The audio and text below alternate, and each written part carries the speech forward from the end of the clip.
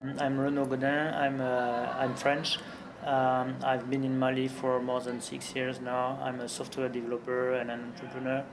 I run a company in Mali, and on my spare time and on my company time also, because we're an open source company, or we're trying to do everything open source. We're running a lot of open source related projects, like we built an offline distribution for Wikipedia. We've trained people to add content to Wikipedia in their local languages, or local content which relate to them.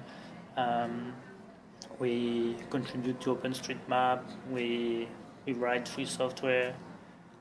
This kind of stuff. Well, I was doing open source before going there, so it kind of felt natural to me for me to adapt this model to this new environment.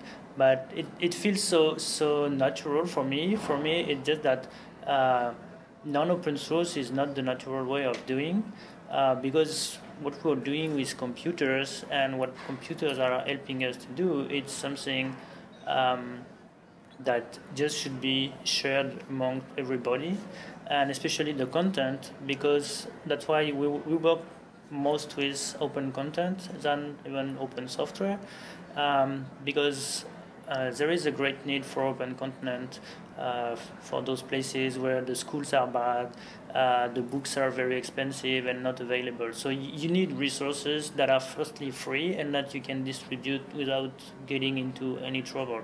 That's the first thing. And then computers are a mean to earn money in those countries, because people are just trying to earn more money to live better. So open source is a way to get skills efficiently, because if you're trying to work with some proprietary software or technology, you need specific training, you need to buy licenses, you always have to pay, and it's very difficult. In the open source community, everybody is here to help you learn a new computing a new programming language or a new technology, and you can reuse others people code and technologies. So it's easier. It's just the world together working toward a shared goal. Absolutely, absolutely. But the problem is that people don't see it this way. What they see is that there is the establishment, which is proprietary software, and some weirdos which are proposing softwares which are different, which are free. What does it mean?